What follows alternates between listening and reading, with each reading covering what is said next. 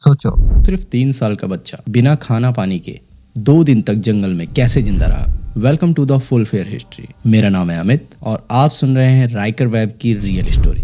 जून 2022, एक 3 साल का बच्चा अचानक गायब हो जाता है और अगले 48 घंटे उसकी जिंदगी का सबसे डरावना इम्तिहान बन जाता है। ये कहानी है राइकर वेब की, एक छोटा सा बच्चा जो मोंटाना यूएसए के एक शांत एरिया में रहता था। घर के आसपास सिर्फ जंगल ही जंगल थे, ना कोई सिटी नॉइस, ना कोई ट्रैफिक, बस खामोशी और प्रकृति का एक डरावना सा चेहरा। एक दिन जब फैमिली अपने काम में बिजी थी, राइकर अचानक से घर से बाहर निकल जाता है।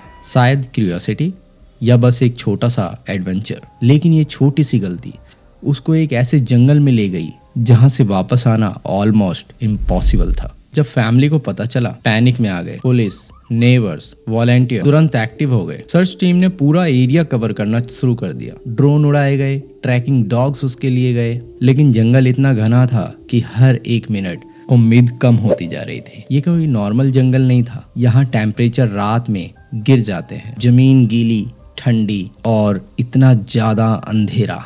और सबसे बड़ी बात, इस एरिया में बियर्स और माउंटेन लॉयंस जैसे प्रीडेटर्स भी रहते हैं। एक 3 साल का बच्चा इन सब के बीच अकेला।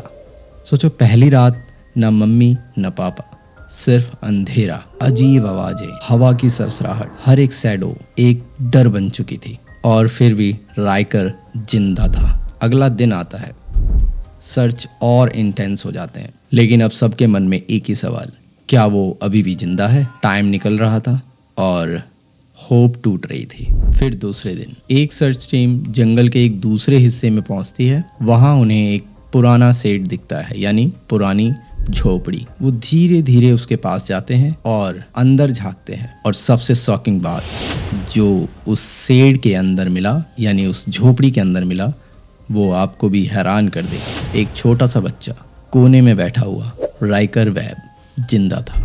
ठंड से कांपता हुआ, गंदा, भूखा प्यासा, लेकिन जिंदा। जब रेस्क्यूअर्स ने उसे उठाया, वो इतना वीक था कि प्रॉपर्ली रिएक्ट भी नहीं कर पा रहा था, लेकिन उसकी सांसें चल रही थीं। और उस वक्त वो सिर्फ एक बच्चा नहीं, एक मिरेकल था।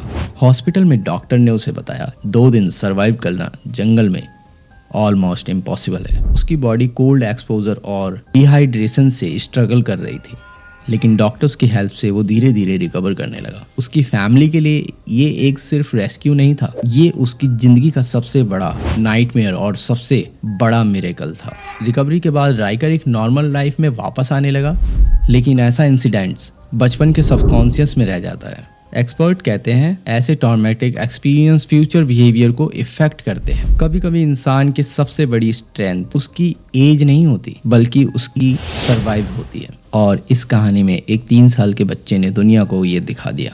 बाकी आपके मन में एक क्वेश्चन जरूर रह जाएगा कि क्या उसे किसी ने उठाया था या फिर वो खुद ही जंगल में चला गया था। सच जान के आप भी हैरान रह जाओगे, क्योंकि इस केस में कोई किडनैपर, कोई एनिमल इन्वॉल्व ही नहीं था। जो रिपोर्ट आई थी उनके हिसाब से राइकर वेब खुद ही भटकता हुआ जंगल में चला गया था। तो ये थी राइकर वेब की कहानी। अगर आप ऐसी रियल, डार्क और मिस्टीरियस स्टोरी देखना चाहते हो तो फुल फेयर हिस्ट्री को सब्सक्राइब करो, क्योंकि मिस्टीरियस और हॉरर कहानियां अभी बाकी हैं।